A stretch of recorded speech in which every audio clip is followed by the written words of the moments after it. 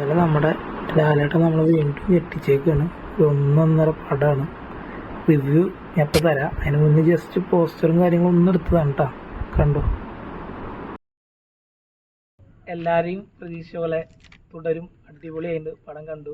തരുൺമൂർത്തി നമ്മളെ ഞെട്ടിച്ചിരിക്കുകയാണ്. ഒരു തരത്തിലും എന്താ പറയുക, ലാലേട്ടൻ്റെ പടങ്ങൾ മിസ് ചെയ്യുന്നുണ്ട് എന്ന് പറഞ്ഞ് ലാലേട്ടൻ്റെ അഭിനയത്തെ കുറ്റം പറഞ്ഞവരൊക്കെ ഒക്കെ മാറ്റി വെച്ചിട്ട് ധൈര്യമായിട്ട് പടം കണ്ടോ. ഞാനൊരു റിവ്യൂവിൽ കണ്ടു, ഇന്ന് ടിക്കറ്റ് എടുത്തില്ലെങ്കിൽ ഇനി ടിക്കറ്റൊക്കെ ഭയങ്കര ടൈറ്റ് ആവുന്നു. പറഞ്ഞത് ശരിയാണ്. പടം ഞാൻ എൻ്റെ ഓർമ്മയിൽ ദൃശ്യം കഴിഞ്ഞ ശേഷം പിന്നെ ലാലേട്ടൻ്റെ പടത്തിന് തിയേറ്ററിൽ ഒന്ന് കാണുന്നത് തുടരുമെന്ന് തോന്നുന്നുണ്ട്. എൻ്റെ ഓർമ്മയിൽ കുറേ വർഷങ്ങൾക്ക് മുന്നേ ലാലേട്ടൻ്റെ പടങ്ങൾ പിന്നെ എമ്പുരാൻ ഇപ്പം അടുത്ത് എമ്പുരാൻ കുറച്ച് ദിവസം മുന്നേ കണ്ടു. അത് കഴിഞ്ഞിട്ട് കാണുന്നത് തുടരുകയാണ്. മലയാളികളുടെ മുണ്ട് മടക്കിക്കണ ലാലേട്ടുണ്ടല്ലോ, സാധനമാണ് കൊടുക്കുന്നത്. ഫാമിലി പടമായിട്ട് പതിയെ പറഞ്ഞു പോണ ഒരു സാധനം. ഇടയിൽ എന്തൊക്കെയോ മിസ്റ്ററി ഉണ്ട് എന്ന് തോന്നിക്കേണ്ട രീതിയിൽ പറഞ്ഞ് മെല്ലെ മെല്ലെ കഥ ഇങ്ങനെ ബിൽഡ് ചെയ്ത് അച്ഛനമ്മ മോള് കുടുംബം അതൊക്കെ ഈ ടൈറ്റിൽ കാർഡൊക്കെ അടിപൊളിയുണ്ട്. ബിനു പപ്പു അങ്ങനെ കുറച്ച് നമ്മളറിയാവുന്ന കുറച്ച് ആക്ടേഴ്സൊക്കെ ആയിട്ട് വന്ന് നല്ല രസമായിട്ട് നമ്മളെ അച്ഛൻ പറഞ്ഞിട്ട് കുട്ടിക്ക് വരാം കേട്ടോ. അത് കഴിഞ്ഞ് വന്നിട്ട് പിന്നെ മെല്ലെ ഇൻ്റർവെല്ലിൽ 1.25 മണിക്കൂറിൽ ഇൻ്റർവെല്ല് തുടങ്ങി. ഇൻ്റർവെല്ലിന് ശേഷം പിന്നെ മോഹൻലാലിനെ അംബാസിഡർ കാറിൻ്റെ ഒക്കെ കുറച്ച് കാര്യങ്ങളൊക്കെ ഉണ്ടല്ലോ, അതങ്ങനെ പറഞ്ഞ് കഥ മെല്ലെ ഗിയർ ഷിഫ്റ്റ് ചെയ്യുന്ന പോലെ first gear second gear third ഗിയർക്ക് പോയി കഥ ഉണ്ട് ഗിയറാണ്. നമ്മള് നമ്മുടെ ദുൽഖർ സൽമാൻ പറഞ്ഞ പോലെ മഴ ചായ ജോൺസൺ എന്ന് പറഞ്ഞ പോലെ മോഹൻലാൽ മഴ അംബാസിഡർ. അത് ട്രെയിലർ കണ്ടപ്പോൾ തന്നെ എല്ലാവർക്കും അത്യാവശ്യം കത്തി ഉണ്ടാകുന്ന കാര്യമാണ്. അത് അസലായിട്ട് ചെയ്തിട്ടുണ്ട്.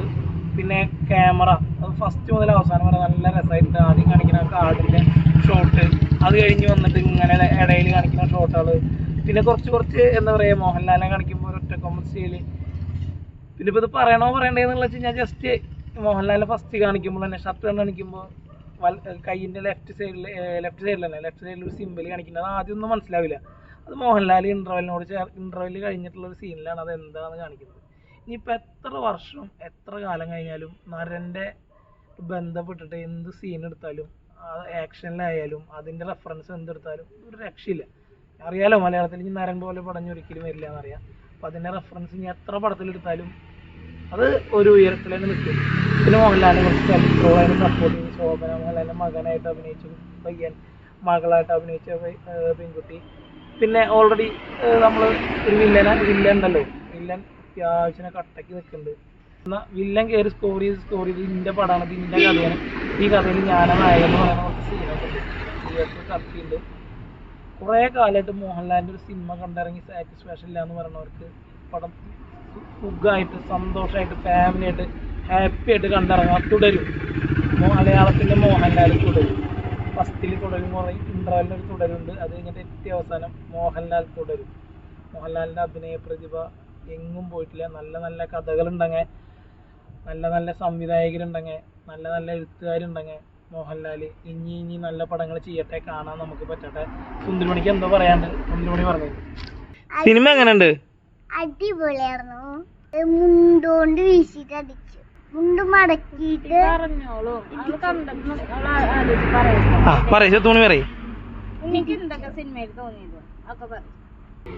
കരിങ്കാളി ശരിക്കും തുള്ളി വന്നിട്ട് തീ വിളിച്ചെന്നെ കാറിന്റെ ഉള്ളിലുണ്ട് തിരിക്കുക.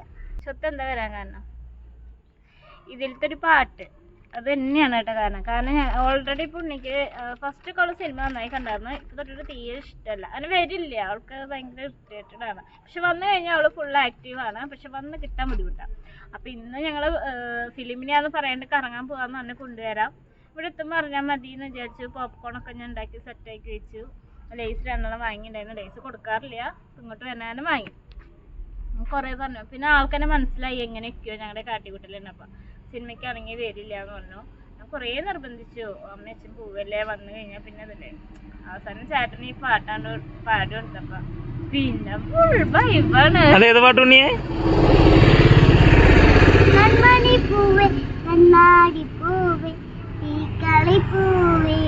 എന്തൊരു ചേലാണ്. അപ്പൊ ഇനി ദേവിയുടെ അഭിപ്രായം കൂടി പറഞ്ഞിട്ട് നമുക്ക് ക്ലോസ് ചെയ്യാം. ദേവട്ടി എങ്ങനെയുണ്ട് പടം? ക്യാമറ ഫേസ് അടിപൊളിയല്ലേ, ഒന്നും പറയാനില്ല. കാരണം ലാലേട്ടന്റെ സിനിമ എന്ന് പറഞ്ഞാൽ അതുകൊണ്ട് തന്നെയാണ് സത്യം തന്നെ വന്നത്. റിവ്യൂ ചെയ്യാൻ കണ്ടിട്ട് എല്ലാവരും തമ്മിൽ പോകുന്നുണ്ട്. സത്യം പറഞ്ഞാൽ ലാലേട്ടൻ്റെ സിനിമ ആയതുകൊണ്ട് ഞാൻ വന്നത്. പിന്നെ നമുക്ക് അറിയാലോ കുറേ കാലങ്ങൾക്ക് ശേഷം എമ്പുരാൻ ഞാൻ കണ്ടില്ല, പക്ഷെ കുറേ കാലങ്ങൾക്ക് ശേഷം നമുക്ക് ഇങ്ങനെ ഓരോ ഫിലിമിനെ കുറിച്ച് നമ്മൾ ഇത് എങ്ങനെ ഉണ്ടാവും എന്നുള്ള ഒരു പ്രതീക്ഷ ഉണ്ടാവും. ആ പ്രതീക്ഷ ഒരിക്കലും തെറ്റിയിട്ടില്ല എന്നാണ് എനിക്ക് ഫീൽ ചെയ്തത് കേട്ടോ. കാരണം കുറേയൊക്കെ നമ്മൾ ഒരു സിനിമ കണ്ടുകൊണ്ടിരിക്കുന്ന നമുക്കറിയാം ഇതായിരിക്കും അതിൻ്റെ പക്ഷെ നമ്മൾ പ്രതീക്ഷിക്കുന്നതും ആണ് എന്നാൽ അല്ല എന്നൊക്കെ പറയാവുന്ന ഒരു പടം എനിക്ക് എന്തായാലും ഇഷ്ടപ്പെട്ടു. പിന്നെ ഫുൾ ഫാമിലിയാണ് കേട്ടോ, ഒരു രക്ഷയില്ല. എന്താ പറയുക, ഹൗസ്ഫുള്ളാണ്. ഹൗസ്ഫുൾ എന്ന് വെച്ചിട്ടുണ്ടെങ്കിൽ ഫസ്റ്റ് ടിക്കറ്റ് എടുത്ത ആൾക്കാർക്ക് മാത്രമാണ് കറക്റ്റായിട്ട് ഒരു റോലൊക്കെ ഇന്ന് പോകാൻ പറ്റിയിട്ടുള്ളൂ. അതായത് ഒരു ഫാമിലി ഒരു വലിയൊരു കുടുംബത്തിൽ നിന്ന് എല്ലാവരും കൂടി വരികയാണെങ്കിൽ എല്ലാവരും സ്പ്ലിറ്റ് ആയിട്ടാണ് ഇരുന്നത്. കാരണം ഞങ്ങളുടെ കൂട്ടത്തിലും ഉണ്ടായിരുന്നു അതുപോലെ സ്പ്ലിറ്റ് ആയിട്ട് ഓരോരുത്തരെ. അപ്പോൾ ഹൗസ്ഫുൾ തന്നെയാണ് ഇപ്പോഴും. ഇപ്പോൾ ഞങ്ങൾ ടിക്കറ്റ് എടുത്തതിനെ കുറിച്ചിട്ട് ഞാൻ ഓൾറെഡി എനിക്ക് ഈ പടത്തിനെ കുറിച്ച് വളരെയധികം പ്രതീക്ഷ ഉണ്ടായിരുന്നു കേട്ടോ. തരുൺമൂർത്തി, പിന്നെ ഇവർ പടം എമ്പുരാനെ മുന്നിടണം കഴിഞ്ഞിട്ട് ഇടണം എന്നുള്ള ഒരു ഇത്, പിന്നെ അത്രയും കഷ്ടപ്പെട്ട് പൃഥ്വിരാജ് ഇത്രയും ഹൈ ബഡ്ജറ്റിൽ പടം എടുത്തത് കൊണ്ട് എമ്പുരാൻ ഉണ്ട് കേട്ടോ. ദേവട്ടിക്കിനെ ഞാൻ എമ്പുരാൻ കാണാൻ കൊടുത്തിട്ടില്ല, ദേവട്ടി ലൂസിഫർ കണ്ടിട്ടില്ല. ഇപ്പൊ എമ്പുരാനും ലൂസിഫർ ലാപ്ടോപ്പിൽ കിടക്കുന്നുണ്ട്. ദേവട്ടിക്ക് രണ്ടും കാണാൻ അവസരം ഉണ്ട്, ദേവട്ടി കണ്ടിട്ടില്ല. അപ്പോൾ പറഞ്ഞു വന്ന കാര്യം, അപ്പോൾ റിവ്യൂ കൂടി കണ്ടിട്ട് ഫൈനലാക്കാന്ന് വെച്ചാൽ ടിക്കറ്റൊക്കെ ഞാനവിടെ സെറ്റാക്കി വെച്ചു. എൻ്റർടൈൻമെൻറ്റ് കിഴി സാധാരണ സിനിമ കഴിഞ്ഞ് ഒരു 1-2 മണിക്കൂർ എടുക്കാറുള്ളവർ ആ ചേട്ടന്മാർ സിനിമ ഷോ കഴിഞ്ഞ് ഒരു 10-20 മിനിറ്റ് കഴിഞ്ഞാൽ റിവ്യൂ വന്നു. റിവ്യൂ തുടങ്ങി സ്റ്റാർട്ടിൽ പിന്നെ തിരുവനന്തപുരംകാരൻ ഇവർ രണ്ടാളും റിവ്യൂ തുടങ്ങി. കുറച്ച് കഴിയുമ്പോൾ ദേവട്ടിയെ ടിക്കറ്റ് ബുക്ക് ചെയ്തിട്ടുണ്ട് പറഞ്ഞു. ഞങ്ങളിപ്പോൾ ഏകദേശം തിയേറ്ററിൻ്റെ ഒരു 4ാമത്തെ റോയിലൊക്കെയാണ് ഇരിക്കുന്നത്. പക്ഷെ എന്നാലും പുതിയ തിയേറ്റർ ബി സിനിമാസ് ഇതാ കണ്ടോ, ഞങ്ങളുടെ അഞ്ഞൂരുകാരുടെ അഭിമാനം ബി സിനിമാസ്. ഒരു 4ാമത്തെ റോയിൽ ഫ്രണ്ടിൽ നിന്ന് ഇരുന്നാൽ പോലും അടിപൊളിയായിട്ട് സിനിമ കാണാം, ഒരു കുഴപ്പമില്ല. അതിനുള്ള ക്വാളിറ്റി ഉള്ള തിയേറ്ററാണ്. ഞങ്ങൾ സ്ക്രീൻ 1ലാണ് സിനിമ കാണാറ്, ഇത് അങ്ങനെ തന്നെയാണ് കണ്ടത്. അപ്പോൾ എല്ലാവരും തുടരും കാണുക, ഫാമിലി ആയിട്ട് വന്ന് കാണുക, എല്ലാവർക്കും ഇഷ്ടപ്പെടും. സുന്ദരിമണി നോക്കിയാൽ 9 സിനിമ കണ്ടവരുണ്ടെങ്കിൽ അഭിപ്രായം കമന്റ് ചെയ്യണം. ഇനി അതിനുശേഷം കാണുന്നവരുണ്ടെങ്കിൽ നിങ്ങളുടെ അഭിപ്രായം നിങ്ങൾക്ക് പറയാം. കാരണം നമ്മുടെ അഭിപ്രായം ആവില്ലല്ലോ.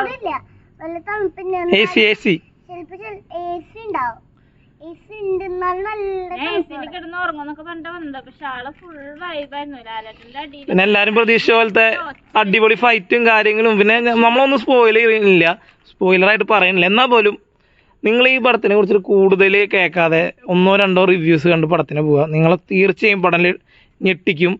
നരൻ പോലത്തെ ലാലേട്ടൻ്റെ ആക്ഷനുള്ള ഒപ്പം പോലെ ലാലേട്ടൻ്റെ ആക്ഷൻ കയറി വരണ നമ്മൾ പ്രതീക്ഷിക്കാണ്ട് പോയിട്ട് പെട്ടെന്ന് ട്വിസ്റ്റ് ചെയ്ത് വന്ന് പിന്നെ ലാലേട്ടനെ ശരിക്കും, അതായത് ലാലേട്ടനോട് എന്തൊക്കെ പറ്റും അതിപ്പോൾ എന്തൊക്കെ പറ്റും അത് അത്യാവശ്യം തരുൺമൂർത്തി യൂട്ടിലൈസ് ചെയ്തിട്ടുണ്ട്. പാട്ടുകളൊക്കെ ഫസ്റ്റത്തെ പാട്ടൊക്കെ ഒരു രക്ഷയില്ല, നല്ല രസമായിട്ടുണ്ട്. പിന്നെ ഇൻ്റർവെല്ലിൻ്റെ സമയത്ത് ഇപ്പോൾ ഉണ്ണി പറഞ്ഞ പോലത്തെ കാളിയും കാണിക്കുന്ന സീന്, പിന്നെ ഒരു ചെറിയൊരു ഗസ്റ്റ് റോൾ ഉണ്ട്. അതൊന്നും സിനിമേനെ ബാധിക്കാനില്ല, ജസ്റ്റ് ലാലേട്ടനോടുള്ള താല്പര്യം കൊണ്ട് ചോദിച്ച് വാങ്ങിയൊരു ഗസ്റ്റ് റോൾ എന്ന് തോന്നി. ദേവട്ടെങ്കിലും ചിലപ്പോൾ ശ്രദ്ധിച്ചിട്ടുണ്ടാവില്ല, എന്നാലും ഒന്ന് കണ്ടിട്ടുണ്ട്. ഒരു ചെറിയ ഗസ്റ്റ് റോൾ ഉണ്ട്, അത് നമ്മളെ കൺഫ്യൂസ് ചെയ്യിപ്പിക്കാൻ വേണ്ടിയിട്ടുള്ള ഒരു ഗസ്റ്റ് റോൾ. അപ്പോൾ ഞങ്ങളുടെ റിവ്യൂ തുടരുന്ന കഴിഞ്ഞു. ഡീറ്റെയിൽ റിവ്യൂ കുറച്ച് നാളെ കൊണ്ട് ചെയ്യാൻ ശ്രമിക്കാം, കുറച്ച് ദിവസം കഴിഞ്ഞിട്ട്. അപ്പോൾ എല്ലാവർക്കും ഇഷ്ടമായി. ബി സിനിമാസ് ഞങ്ങൾ ഇറങ്ങാണ്. 12 മണിയുടെ ഷോയാണ്. ഇതും ഹൗസ്ഫുള്ളാണ് കേട്ടോ. ഞങ്ങൾ ഫ്രണ്ടിൽ നിന്നിട്ടാണ് എടുക്കുന്നത്.